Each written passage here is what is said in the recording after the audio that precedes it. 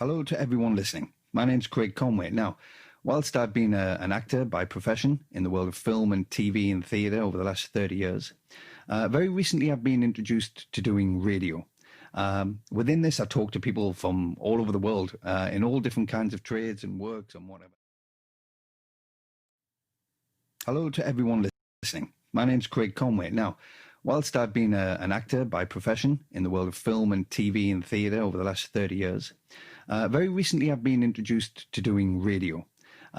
Within this, I talk to people from all over the world in all different kinds of trades and works and whatever, and it's been a very exciting and revealing opportunity.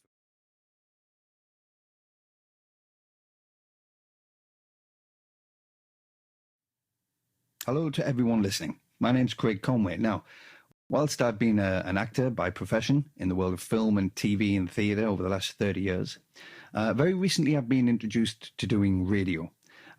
Within this, I talk to people from all over the world in all different kinds of trades and works and whatever, and it's been a very exciting and revealing opportunity for me to talk to people in a more in-depth way, if you like.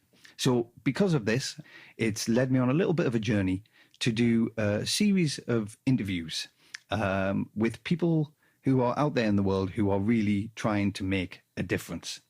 Well, today I have a very, very special guest on the line from Australia.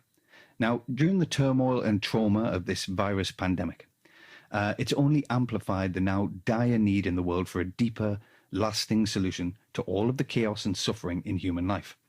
And this deeper, enduring solution is actually what this biologist that I'm about to interview is going to provide us with. He's going to do this by explaining and solving the underlying cause of all the suffering, which is our good and evil stricken so-called human condition. So, I don't care what you're doing, you need to stop and listen to this interview. In fact, I don't care what you're doing for the rest of your life. If you can, you just need to listen to this. Now, the interview is going to happen within 4 parts. Each is averaging around about 15 minutes, which is not a lot when you consider that we're going to be explaining the whole human condition. So it gives me a great privilege to introduce Australian biologist Jeremy Griffith. He's the author of a book which is titled Freedom, the End of the Human Condition.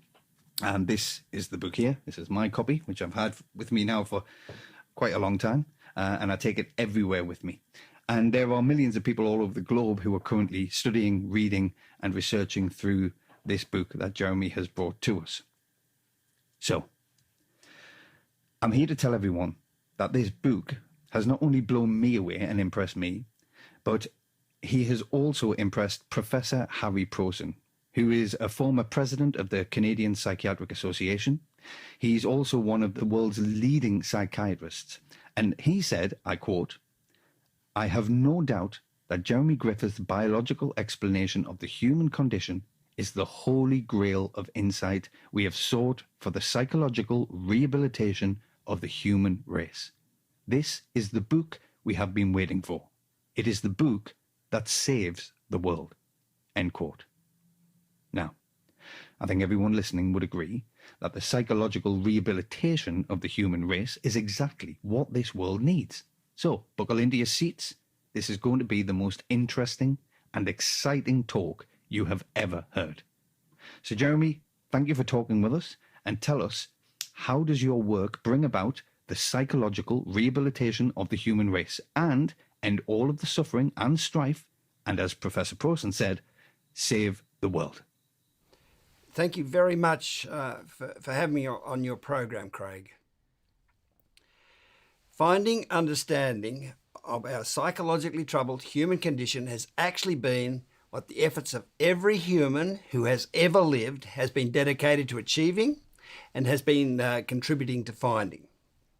As Professor Prosen said, finding understanding of the human condition has been the holy grail of the whole human journey of conscious thought and inquiry. We humans have absolutely lived in hope, faith and trust that one day, somewhere, someplace, all the efforts of everyone, but in particular scientists, would finally produce the completely redeeming and uplifting and healing understanding of us humans. Now, I know it must seem outrageous to claim that this goal of goals has finally been achieved, but it has. In fact, the human condition is such a difficult subject for us humans to confront and deal with that I couldn't be talking about it so openly and freely if it hadn't been solved. Okay, then, Jeremy, solve the human condition for us. We're all ears. Firstly, I'm a biologist, and that's important because I think everyone will agree that what we need is a non-abstract, non-mystical, completely rational and thus understandable scientific, biological explanation of us humans. Okay, so how are we to explain and understand the human condition, understand why we humans are the way we are, so brutally competitive, selfish and aggressive, that human life has become all but unbearable? In fact, how are we to make so much sense of our divisive behaviour that the underlying cause of it is so completely explained and understood that, as Professor Poston said, the whole of the human race is psychologically rehabilitated and everyone's life is transformed? Yes, that's what we want. The human condition finally explained, fixed up and healed forever. Exactly, Craig. So, to start at the beginning, I know everyone listening is living with the belief, well, it's what we were all taught at school and are told in every documentary we watch, that humans' competitive, selfish and aggressive behaviour is due to us having savage, must reproduce our genes, instincts like other animals have. I mean, our conversations are saturated with this belief, with comments like we're programmed by our genes to try to dominate others and be a winner in the battle of life, and our preoccupation with sexual conquest is due to our primal instincts to sow our seeds, and men behave abominably because their bodies are flooded with must reproduce their genes promoting testosterone, and we want a big house because we are innately territorial, and fighting in war is just our deeply rooted combative animal nature expressing itself. And the most common comment of all, Craig, is that it's just human nature to be selfish. Yes, exactly. That's exactly. I mean, that really is what I've understood is the reason for our competitive and aggressive nature, that we have brutally competitive survival of the fittest instincts, which we are always having to try and restrain or civilize or try to control as best we can. I mean, that's what I was taught in school. Yes, that's what we were taught. But let's think about this. And what I'm going to say now is very important, so I hope everyone's listening closely. Surely, this idea that we have savage, competitive and aggressive, must reproduce our genes instincts cannot be the real reason for our species' competitive and aggressive behaviour. Because, after all, words used to describe our human behaviour, such as egocentric, arrogant, inspired, depressed, deluded, pessimistic, optimistic, artificial, hateful, cynical, mean, sadistic, immoral, brilliant, guilt-ridden, evil, psychotic, neurotic, alienated, all recognise the involvement of our species' fully conscious thinking mind. They demonstrate that there's a psychological dimension to our behaviour, that we don't suffer from a genetic opportunism-driven animal condition, but a conscious, mind-based, psychologically troubled human condition. And what's more, we humans have cooperative, selfless and loving moral instincts, the voice or expression of which we call our conscience, which is the complete opposite of competitive, selfish and aggressive instincts. I mean, as Charles Darwin said, the moral sense affords the best and highest distinction between man and the lower animals. And of course, to have acquired these cooperative, selfless and loving moral instincts, our distant ape ancestors must have lived cooperatively, selflessly and lovingly. I mean, otherwise, how else could we have acquired them? Yeah. Our ape ancestors can't have been brutal, club-wielding, competitive and aggressive savages as we've been taught.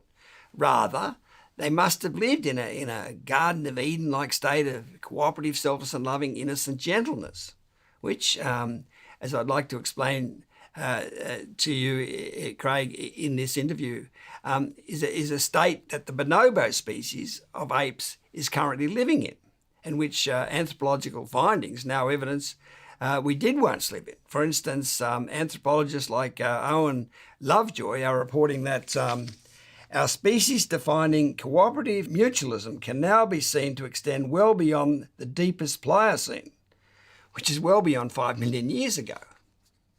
So saying our competitive and aggressive behaviour comes from savage, competitive and aggressive instincts in us is simply not true. As I'd like to come back to shortly, it's just a convenient excuse we have used while we waited for the psychosis acknowledging and solving real explanation of our present competitive and aggressive human condition. Wow, so that's a pretty big statement, Jeremy. I mean, a pretty important point that you're making here. You're saying that our competitive and aggressive behavior is not due to the must produce our genes instincts like the other animals, but is due to a conscious mind-based, psychologically troubled condition, yes? Yes. Our egocentric and arrogant and mean and vindictive and even sadistic behaviour has nothing to do with wanting to reproduce our genes. I mean, that was absurd. And it's actually really good news that our behaviour is due to a conscious mind-based psychologically troubled condition, because psychosis can be healed with understanding. I mean, if our competitive and aggressive behaviour was due to us having savage instincts, then we'd be stuck with that born with hardwired innate behaviour. It would mean we could only ever hope to restrain and control those supposedly brutal instincts. But since our species' divisive behaviour is due to a psychosis, that divisive behaviour can be cured with healing understanding. So that is very good news. In fact, incredibly exciting news, because with understanding we can finally end our psychologically troubled human condition. It's the understanding of ourselves that we needed to heal the pain in our brains and become sound and sane again. As I said, the savage instincts explanation was just a convenient excuse while we searched for the psychosis addressing and solving real explanation of our divisive behaviour, which is the explanation I'd now like to present. Okay, so what you're saying here, Jeremy, is that we don't need the convenient excuse anymore that we have some kind of savage animal instincts, because we have the real explanation of our conscious mind-based psychologically troubled human condition. Yes, this key, all-important, psychosis addressing and solving explanation is actually very obvious. If we think about it, if an animal was to become fully conscious, like we humans became, then that animal's new self-managing, understanding-based conscious mind would surely have to challenge its pre-existing instinctive orientations to the world, wouldn't it? I mean, a battle would have to break out between the emerging conscious mind that operates from a basis of understanding cause and effect, and the non-understanding instincts that have always controlled and dictated how that animal behaves. Yep, that makes sense, Jeremy. So what happened, though, when this animal became conscious and its whole life turned into a psychologically distressed mess? Well, the easiest way to see what happened is to imagine the predicament faced by an animal whose life had always been controlled by its instincts suddenly developing a conscious mind, because if we do that, we'll very quickly see how that animal would develop a psychologically troubled, competitive and aggressive condition like we suffer from. Yeah. So let's imagine a stork. We'll call him Adam. I mean, each summer, Adam instinctively migrates north with the other storks around the coast of Africa to Europe to breed, as some varieties of storks do. Now, since he has no conscious mind, Adam's stork doesn't think about or question his behaviour. He just follows what his instincts tell him to do. But what if we give Adam a large brain capable of conscious thought? He will start to think for himself, but many of his new ideas will not be consistent with his instincts. For instance, while migrating north with the other storks, Adam notices an island full of apple trees. He then makes a conscious decision to divert from his migratory flight path and explore the island. I mean, this is his first grand experiment in self-management. But when Adam's instincts realise he has strayed off course, they're going to criticise his deprogrammed behaviour and dogmatically try to pull him back onto his instinctive flight path, aren't they? In effect, they're going to condemn him as being bad. So imagine the turmoil Adam will experience. He can't go back to simply following his instincts. His instinctive orientations to the migratory flight path were acquired over thousands of generations of natural selection, but those orientations are not understandings. And since his conscious mind requires understanding, which it can only get through experimentation, inevitably a war will break out with his instincts. Now, ideally at this point, Adam's conscious mind would sit down, as it were, and explain to his instincts why he's defying them. He would explain that the gene-based natural selection process only gives species instinctive orientations to the world, where his nerve-based conscious mind, which is able to make sense of cause and effect, needs understanding of the world to operate. But of course, Adam doesn't have this self-understanding. He's only just begun his search for knowledge. In fact, he's not even aware what the problem actually is. He simply started to feel that he's bad, even evil. Okay, so what you're saying is a war has broken out between his conscious mind and his instincts, which he can't explain, and it's left him feeling bad, or that he is bad in some way, or even evil. So what happens then? Well, tragically, while searching for understanding, we can see that three things are unavoidably going to happen. Adam is going to defensively retaliate against the implied criticism from his instincts. He's going to desperately seek out any reinforcement he can find to relieve himself of the negative feelings. And he's going to try to deny the criticism and block it out of his mind. So he's going to become angry, egocentric and alienated, which is the psychological upset state we call the human condition, because it was us humans who developed a conscious mind and became psychologically upset. And I should say that upset is the right word for our condition, because while we're not evil or bad, we are definitely psychologically upset from having to participate in humanity's heroic search for knowledge. I mean, corrupted and fallen have been used to describe our condition, but they have a sort of negative connotation that we can now appreciate it's not deserved. So upset's the better word. Okay, so Adam's intellect or ego, ego being just another word for the intellect, since the dictionary defines ego as the conscious thinking self. So Adam's ego became centered or focused on the need to justify itself. Adam became egocentric.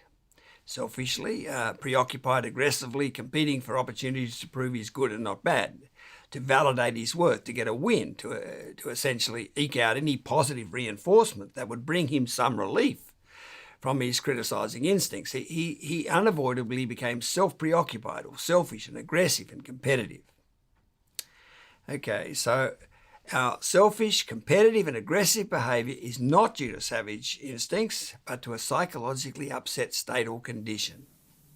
Mm-hmm. So basically, suffering psychological upset was the price we conscious humans had to be prepared to pay for our heroic search for understanding. In the words of the song The Impossible Dream from the musical The Man of La Mancha, we had to be prepared to march into hell for a heavenly cause. We had to lose ourselves to find ourselves. We had to suffer becoming angry, alienated and egocentric until we found sufficient knowledge to explain ourselves. Wow, Jeremy. I mean, this is just fascinating. So Adam Stork, we humans, developed a conscious mind and unavoidably started warring with our own instincts, an upsetting war which, well, could only end when we could explain and understand why we had to defy our instincts, which is the understanding that you have just supplied, yes? Exactly. Remember, Adam Stork became defensively angry, egocentric and alienated because he couldn't explain why he was defying his instincts. So now that we can explain why, those defensive behaviours are no longer needed and can end.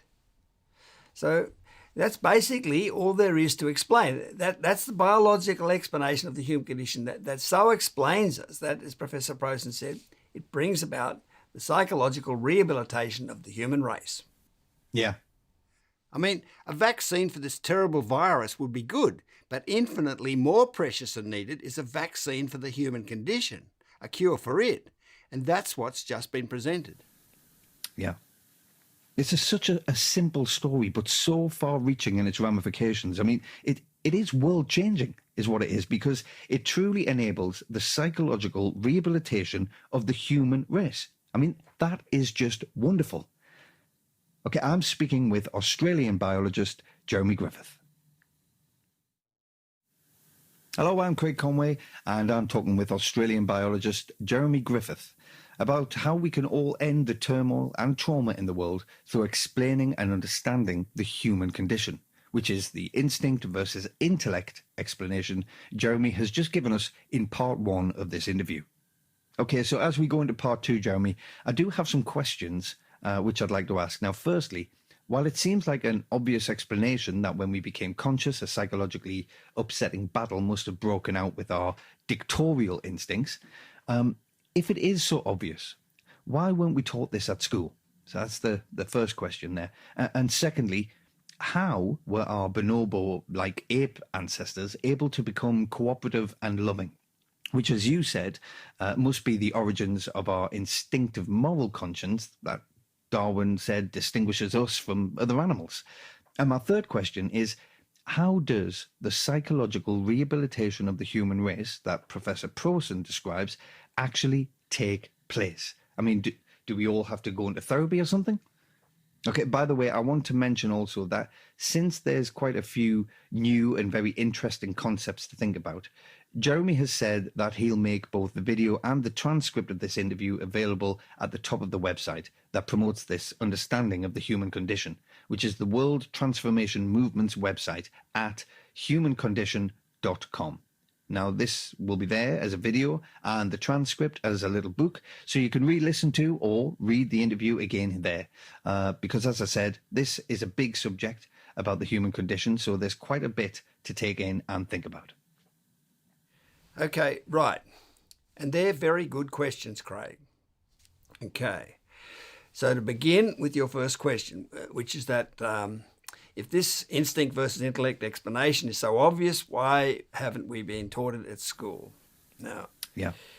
The answer is that while it has been recognized, even from ancient times, that the emergence of our conscious mind somehow caused us to fall from grace, or however you want to describe the corruption of our original innocent, cooperative and loving state, it wasn't until science revealed the difference between the gene-based and nerve-based learning systems, which is that genes can orientate but nerves need to understand, that we finally were in a position to explain the good reason for our angry, egocentric and alienated human condition. I mean, the biblical story of Adam and Eve in the Garden of Eden that Moses wrote so long ago in about 1500 BC actually perfectly describes the psychologically upsetting battle that emerged between our instincts and conscious intellect. It says, what does it say? That Adam and Eve, in other words, we humans, took the fruit from the tree of knowledge and were disobedient. In other words, we developed a conscious mind and free will. But in that pre-scientific story, it says Adam and Eve then became evil, perpetrators of sin, because they became angry, egocentric and alienated. And as a result, Moses said they were banished from the Garden of Eden, a state of cooperative and loving innocence. You see, not knowing how naturally selected instincts differ from cause and effect operating consciousness, this story of Adam and Eve becoming conscious could only conclude that the angry, egocentric and alienated condition that emerged when we became conscious was a bad, evil, sinful state. But you see, this scientific presentation says, no, that story got it wrong. Adam and Eve are actually not just good, but the heroes of the whole story of life on earth. Because surely the conscious mind is nature's greatest invention, and to be given the task of searching for understanding while the whole world's condemning you was the hardest and toughest of tasks. Because that condemnation was universal. all the other innocent stalks are condemning the search for knowledge. And since all of nature, the rain, the clouds, the trees and other animals are all associated with our original instinctive self that was condemning us, the whole world in effect ganged up on Adam and Eve, us humans. And yet all the time we were good and not bad, but we couldn't explain why. But now at last, through the benefit of science, we can. Yeah, I hadn't realized that, but it is true. I mean, Adam and Eve taking the fruit from the tree of knowledge is a metaphor for being conscious, and then they were thrown out of the Garden of Eden of original innocence because it appeared that they were bad for doing so. But now, thankfully, we can explain that we humans, we weren't bad at all. In fact, we are the heroes of the story of life on Earth. That's right. We can now explain and understand that we conscious humans are immense heroes and not villains after all. I mean, how relieving is that? Yeah. And with regard to recognition of the upsetting conflict between our moral instinct and conscious intellect, the biblical story of Adam and Eve is far from the only recognition of it from ancient times. I mean, indeed, as the researcher Richard Heinberg summarised in his 1990 book, Memories and Visions of Paradise, every religion begins with the recognition that human consciousness has been separated from the divine source, that a former sense of oneness has been lost.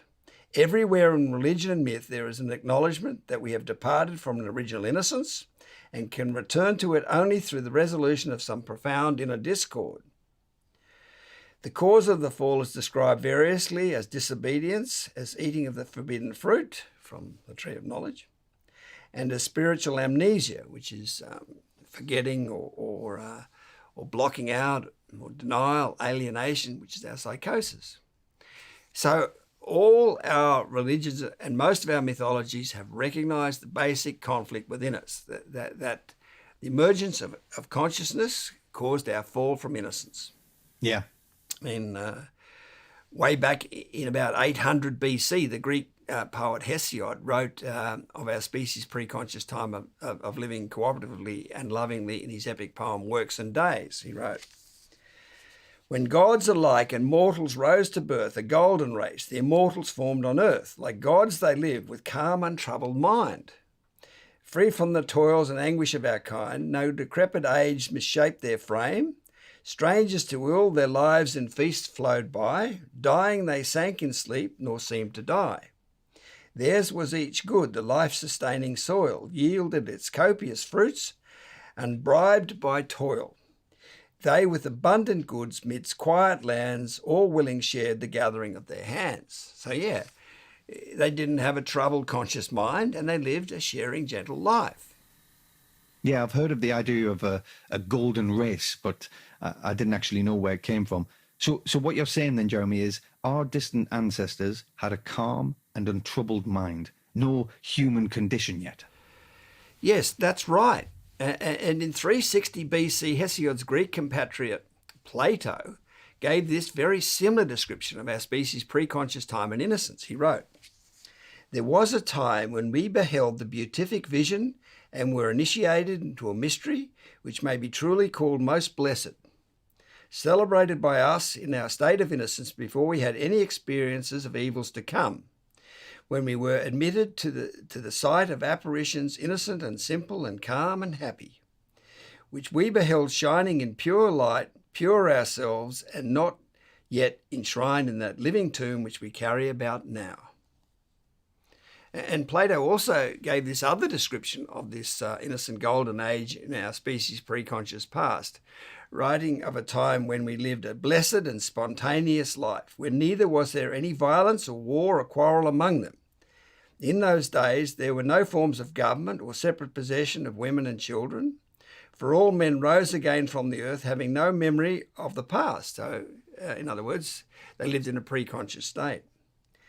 And the earth gave them fruits in abundance, which grew on trees and shrubs unbidden, and were not planted by the hand of man. And they dwelt naked and mostly in the open air, for the temperature of their season was mild, and they had no beds, but lay on soft couches of grass, which grew plentifully out of the earth. Yeah, so the thing is, Hesiod and Plato, like Moses, were living in a time when science still had to be developed. So they weren't able to provide the redeeming instinct can orientate, but only nerves can understand good reason why we departed from innocence and seemingly became evil, bad people. Yeah, because there was no science back then. Precisely. It's only in the last 150 years or so that science has given us, A, the ability to know that the gene-based natural selection process gives species orientations to the world, and B, the knowledge of our nerves and how they're able to remember events, which much developed, has led to our mind being able to sufficiently understand the relationship between cause and effect to become conscious of or aware of or intelligent about those relationships. So that's only happened in the last 150 years.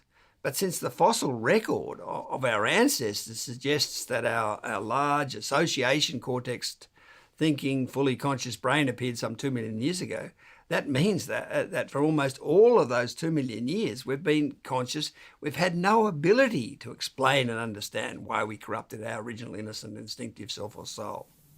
Mm-hmm. And without that redeeming explanation, the only way we could cope with the astronomical guilt of having destroyed Eden has been to deny we ever lived in a cooperative and loving innocent state. Yeah. And that's exactly where the excuse that we have savage, competitive and aggressive instincts like other animals came to our rescue.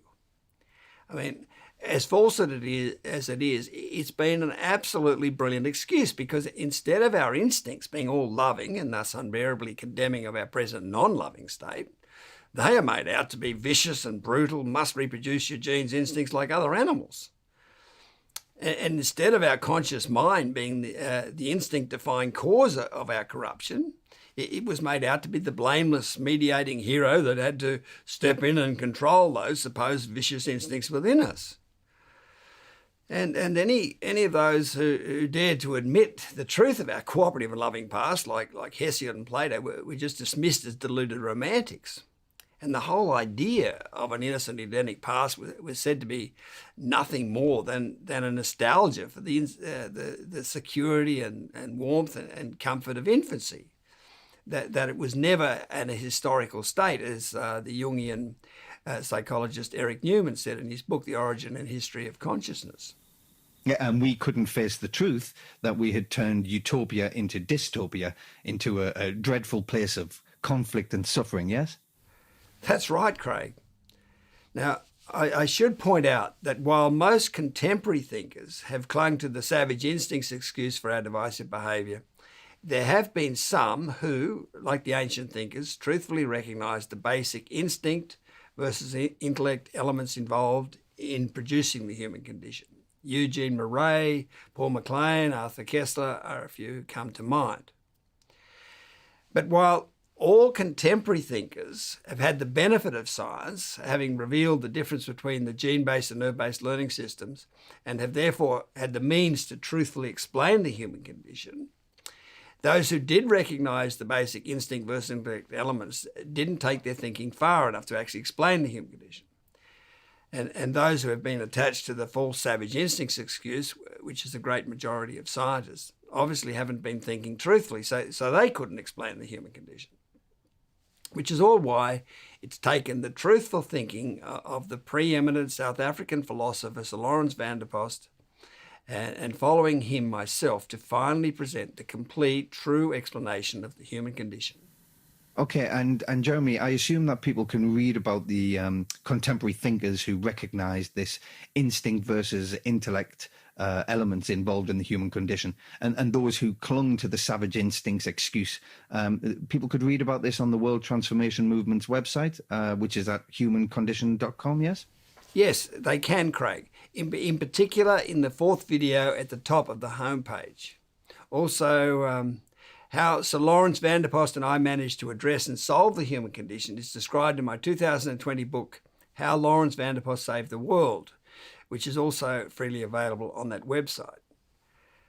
Basically, what's explained in that book is that since everyone is naturally, variously, psychologically upset from their different encounters with humanity's battle to find knowledge, there was always going to be a few who were fortunate enough in their infancy and childhood to escape encountering the angry, egocentric and alienated effects of that upsetting battle. And it's these few who could look into the human condition without being overly confronted by it. And Sir Lawrence and I were two of these extremely fortunate denial-free thinking people, which is how we're able to find understanding of the human condition. I should also say that while there's growing support for this now absolutely desperately needed understanding of the human condition, mainstream science is yet to recognise and support it. But that's what happens with paradigm-shifting breakthroughs in science. I mean, when the physicist Max Planck said science progresses funeral by funeral, he was recognising how attached each generation of scientists become to the way of thinking they grew up with, and therefore how slow science as a whole is to move to a new paradigm of understanding. And then the playwright George Bernard Shaw also warned of how difficult it is to introduce a new paradigm of thinking, especially one that dares to confront the historically unbearably confronting and off-limit subject of the human condition, when he said all great truths begin as blasphemies. So confronting the human condition when everyone has been living in fearful denial of it, even though it has finally been made explained and safe to confront, represents the biggest of all blasphemies. Yeah. No, I understand completely there. I mean, from my limited experience, Jeremy, I know how difficult it is to get people to change their way of thinking. But your basic point is that science's discovery of the way genes and nerves work has finally made it possible for the liberation of humanity from the horror of the human condition. Yeah, that's the essential truth. Science is the liberator, the so-called messiah or redeemer of humankind, as we've always hoped it would be. Yeah, and all this in the nick of time, Jeremy, because I actually don't think the world can cope with any more upset behaviour from us humans. But of course, we still need the scientific community to get on board and support this understanding. Absolutely. Early last century, which is a long time ago now, the author Antoine de Saint-Exupéry wrote that we are living through deeply anxious days, and if we are to relieve our anxiety, we must diagnose its cause. What is the meaning of man? To this question, no answer is being offered, and I have the feeling that we are moving towards the darkest era the world has ever known. And the deeply anxious days have very greatly increased in the century since then. So we are very much in the midst of the darkest era the world has ever known. So this world-saving understanding of the meaning of man has definitely only arrived in the nick of time, which means the scientific community definitely needs to get its act together and support this breakthrough. Yeah. So now I'll address your other questions, Craig. But I should mention that the first of the videos on the World Transformation Movement's website warns of the difficulty not only scientists have had, but almost everyone has had trying to confront and think about this historically unbearably confronting subject of the human condition, which has finally been explained and made safe to confront. I'm Craig Conway, and I'm speaking with Australian biologist Jeremy Griffith. We're continuing our important conversation with Australian biologist Jeremy Griffith, who's been explaining the human condition and how understanding it can end all the trauma and suffering in the world. And boy, don't we need that. So, in part one, Jeremy explained that we, conscious humans, became angry, egocentric and alienated because we couldn't explain why we had to defy our instincts. But now that we can explain this and understand ourselves, those defensive ways of coping are no longer needed and the human race is psychologically rehabilitated. In part two, Jeremy explained that the reason we had to use the dishonest, savage instincts excuse is because science had to find understanding of the way genes and nerves work. That genes can orientate a species, but nerves are needed to understand cause and effect. So Jeremy, my second question for this, part three of our interview, is how were our bonobo-like ape ancestors able to become cooperative and loving, which, as you said, must be the origin of our instinctive moral conscience that Darwin said distinguishes us from other animals? Yes. Okay. So how we acquired our moral instincts has been one of the greatest mysteries in biology. The primatologist Richard Wrangham described it as a question that has lain unsolved at the core of biology ever since Darwin. And I know Darwin himself described it as the one special difficulty with his concept of natural selection. And the reason for the difficulty, and this is a bit of basic biology for you, is that genes normally can't select for unconditionally selfless, fully cooperative traits simply because such traits tend to be self-eliminating and so normally can't become established in a species. I mean, by all means, you can be selfless and sacrifice your genes for me, but I'm not about to be selfless and sacrifice my genes for you. So the process of natural selection dictates that selfish opportunism will supposedly always exploit selflessness.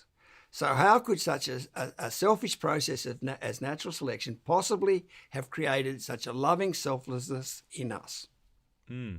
Okay. Now, the answer is it was achieved in our forebears through nurturing. To explain what's so significant about a mother's nurturing of her offspring, I first need to point out that a mother's maternal instinct to care for her offspring is selfish because she's ensuring the reproduction of her genes by ensuring the survival of her offspring, who obviously carry her genes. So maternalism is a selfish trait, which, as I've just said, genetic traits normally have to be for them to reproduce and carry on to the next generation. However, and this is all important, from the infant's perspective, maternalism does have the appearance of being selfless. From the infant's perspective, it's being treated unconditionally selflessly. The mother is giving her offspring food and warmth and shelter and support and protection for apparently nothing in return. So it follows that if the infant can remain in infancy for an extended period and be treated with a lot of seemingly altruistic love, it'll be indoctrinated with that selfless love and grow up and behave accordingly. So selfish maternalism can train an infant in altruistic selflessness. And I might mention that Freedom Essay 21 on our World Transformation Movement website and Chapter 5 of my book Freedom explain this love indoctrination process, as we call it, more fully. So what you're saying is that the mother's nurturing of their infants is primarily genetically selfish because it ensures the reproduction of her genes, but to the infant, it seems like it's being given unconditionally selfless love. Yes, that's right. And if we think about primates being semi-upright from living in the trees and swinging through the branches, and thus having their arms free to hold a dependent infant, it's clear that they are especially facilitated to support and prolong the mother-infant relationship, and so develop this nurtured, loving, cooperative behaviour. And in fact, bonobos, the ape species who live south of the Congo River in Africa, are extraordinarily matriarchal or female role focused and extraordinarily nurturing. You can find photos online, and I'll include some in the transcript booklet and in the video of this interview that illustrate just how nurturing bonobos are. They show bonobo mothers giving their infants their devoted and undivided attention. Wow. Yeah. And as a result of all this nurturing, bonobos are the most cooperative and loving of all primates, which is evidenced by these absolutely amazing quotes I just have to read to you. Bonobo zookeeper Barbara Bell writes that adult bonobos demonstrate tremendous compassion for each other. For example, Kitty, the eldest female, is completely blind and hard of hearing. Sometimes she gets lost and confused. They'll just pick her up and take her where she needs to go. And primatologist Sue Savage-Rumba says, Bonobo life is centered around the offspring. Unlike what happens among chimpanzees, all members of the bonobo social group help with infant care and share food with infants. If you're a bonobo infant, you can do no wrong. Bonobo females and their infants form the core of the group. And a filmmaker of the French documentary Bonobos says, "They're surely the most fascinating animal on the planet. They're the closest animals to human, in that they share almost 99% of our genetic makeup. Once I got hit on the head with a branch that had a bonobo on it. I sat down and the bonobo noticed I was in a difficult situation and came and took me by the hand and moved my hair back like they do. So they live on compassion. That's really interesting to experience." What about this quote? And bonobo researcher Vanessa Woods gives this first-hand account of bonobos' unlimited capacity for love from her study of them in the Congo Basin. She writes, "Bonobo love is like a laser beam. They stop, they stare at you as though they have been waiting their whole lives for you to walk into their jungle. And then they love you with such helpless abandon that you love them back. You have to love them back." Wow, Jeremy, I mean, these are astonishing quotes. They really are. Yes, they are truly amazing quotes. And bonobos are our closest living relatives. As mentioned, they share 99% of our DNA. So we can see that the bonobos provide the perfect evidence for how our distant ape ancestors became cooperative and loving. I have another picture here of a group of bonobos resting in a grassy glade, which I'll also put in the transcript booklet. And it's perfectly equates with the description I mentioned earlier that Plato gave about what life was like for humans back in the golden age of nurtured togetherness.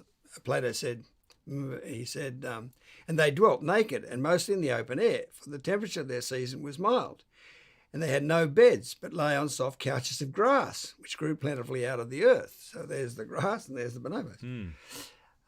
Clearly, we have perfect instinctive memory, if we don't choose to deny it, of what life was like before the fall, because Plato didn't know about the existence of bonobos, and yet knew exactly what our bonobo-like bonobo-like life was before the fall was like. Yeah.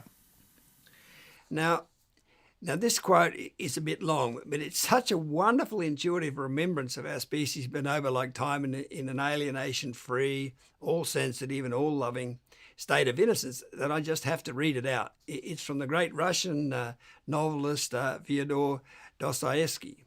He wrote of a time when the grass glowed with bright and fragrant flowers, birds were flying in the air and perched fearlessly on my shoulders and arms and joyfully struck me with their darling wings.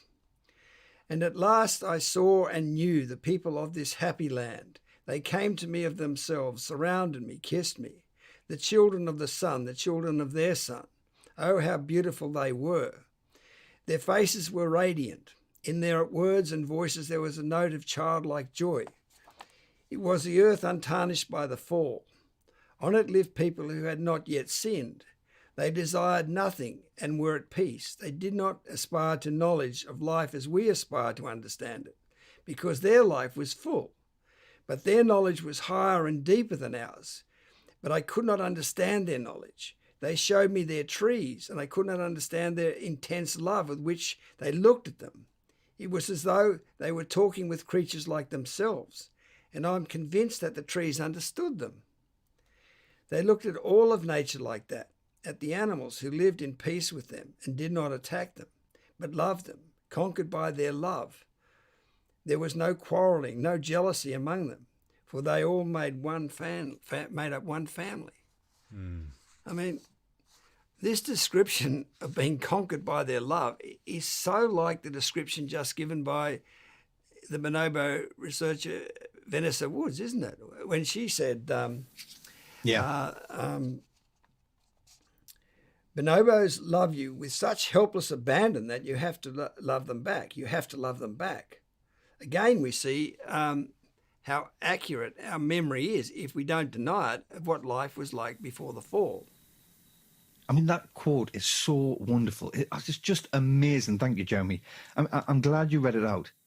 This nurturing explanation of our moral instincts seems reasonably obvious and evidenced by those quotes about bonobo behavior and also by the photographs of the bonobos. So why haven't I heard about this until now, until you brought this information to me?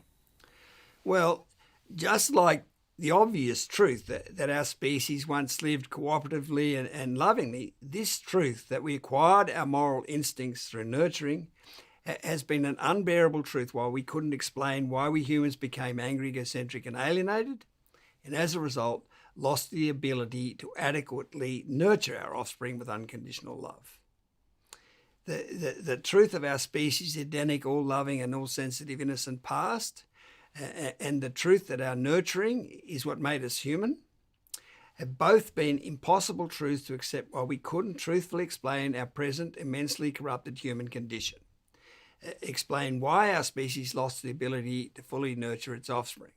I mean, as it's been observed, parents would rather admit to being an axe murderer than a bad mother or father.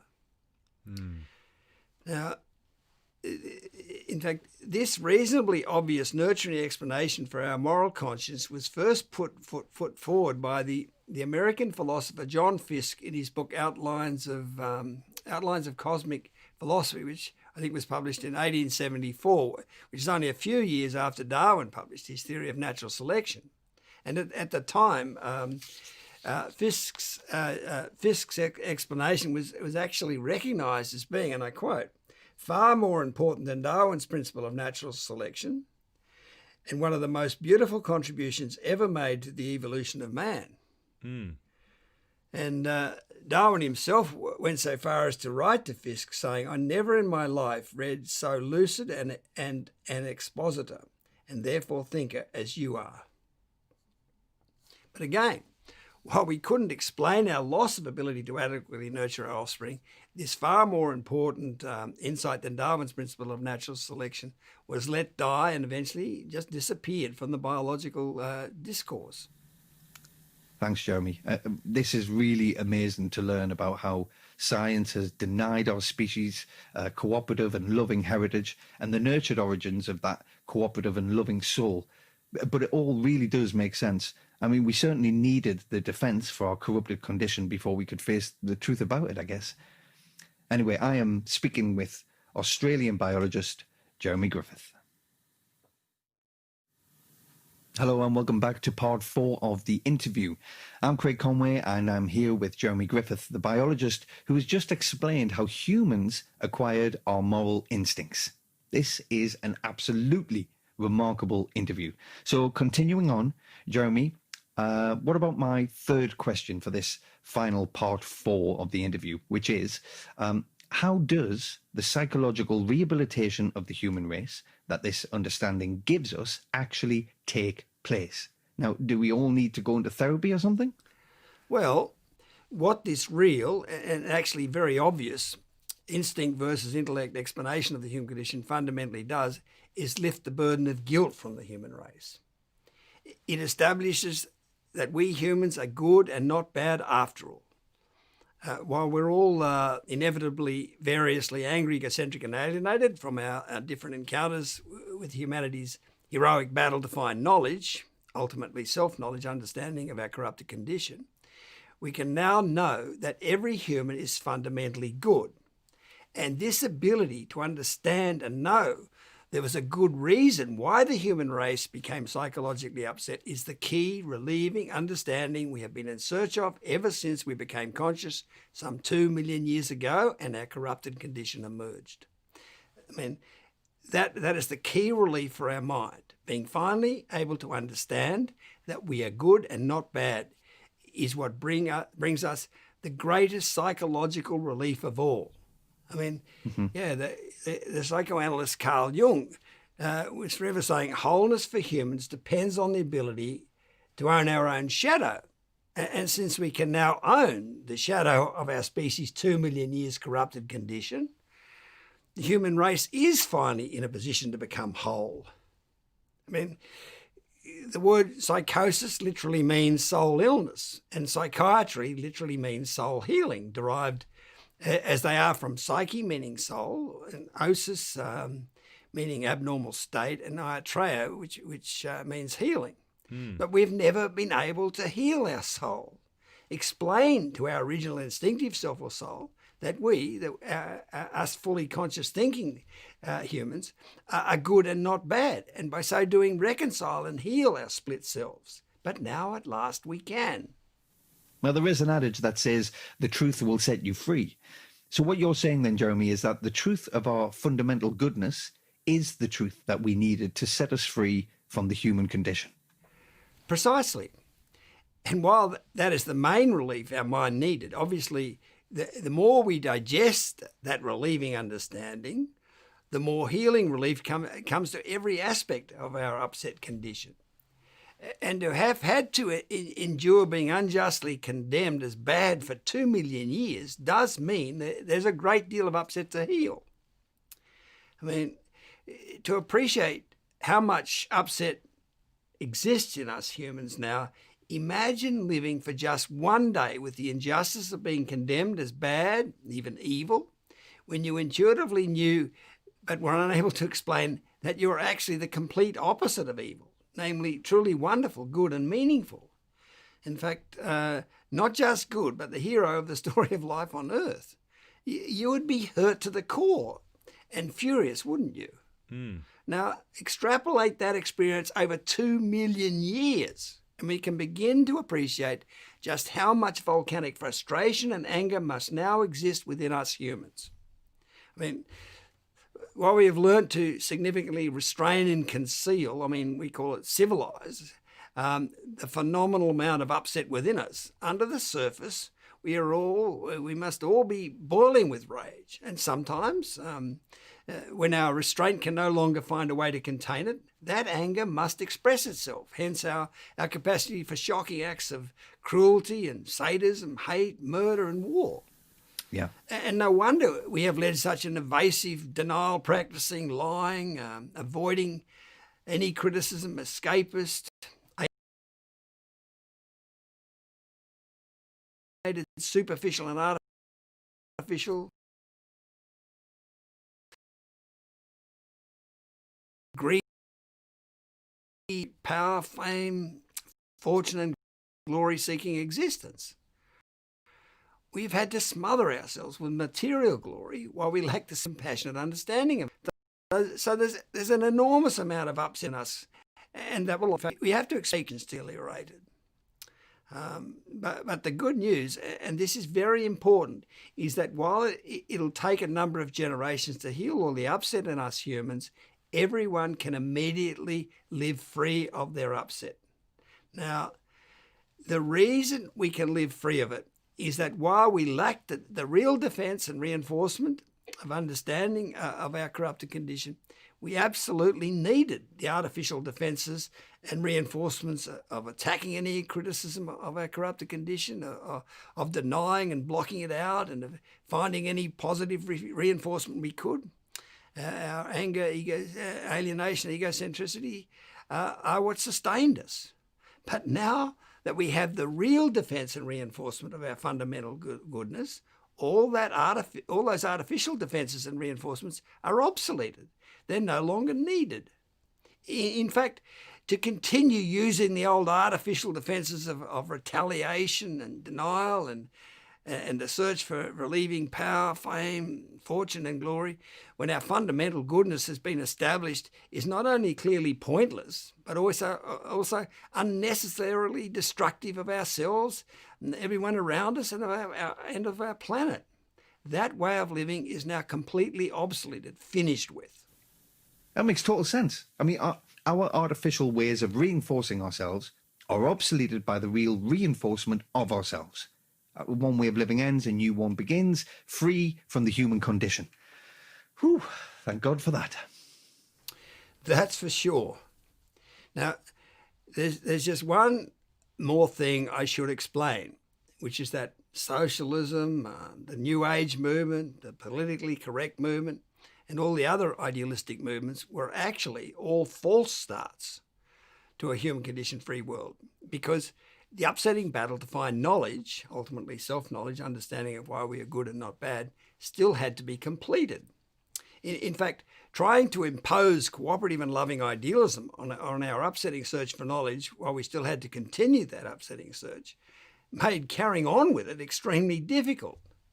So these movements were pseudo-idealistic movements that stifled and oppressed the search for knowledge. They were regressive, not progressive, as they deluded themselves they were.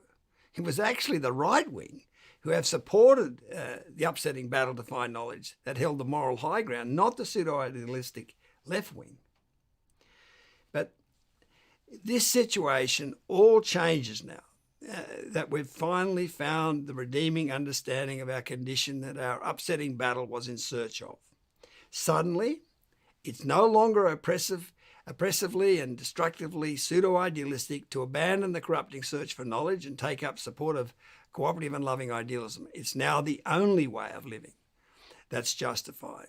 Suddenly, there's no longer any reason for the right wing in politics, and everyone effectively becomes left wing. In fact, the whole business of politics basically ends with the finding of understanding of the human condition. And the whole human race sets out as one united organism, letting go the angry, egocentric and alienated part of ourselves and supporting cooperative, selfless and loving idealism. Yeah. You can read much more is explained about pseudo-idealism in video 14 on the World Transformation Movement's website. Yeah, I mean, ending the polarised world of politics will certainly be one of the biggest reliefs imaginable. Absolutely, Craig. It'll be a massive relief.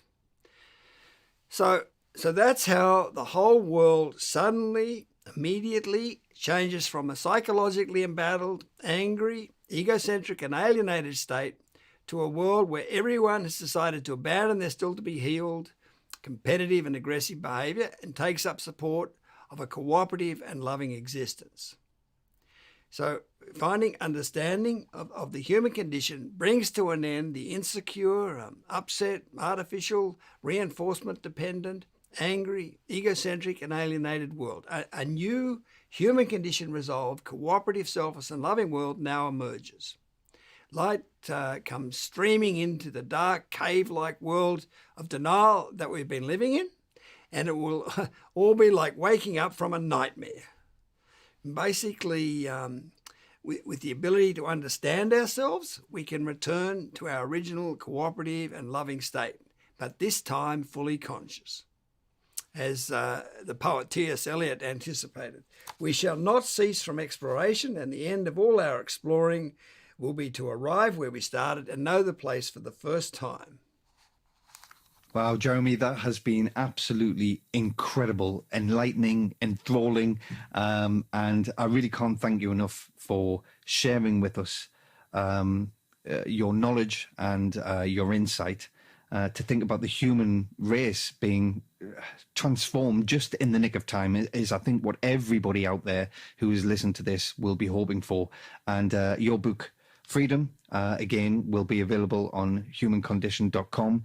For everybody to access and to get, and it's free on there as well. So please follow this interview up, listen to this interview again and again. Try your best to understand what Jeremy is saying here, but get online, get the information and keep studying, and let's hope we can all enjoy and embrace a new change for the world, for all of us. Jeremy, it's been wonderful to talk to you. Thank you for joining us, and we will hopefully speak to you again, but better so, we'll be seeing your work in the lives of everybody across the planet and across the globe very soon. I've been Craig Conway. This has been The Interview with Jeremy Griffith.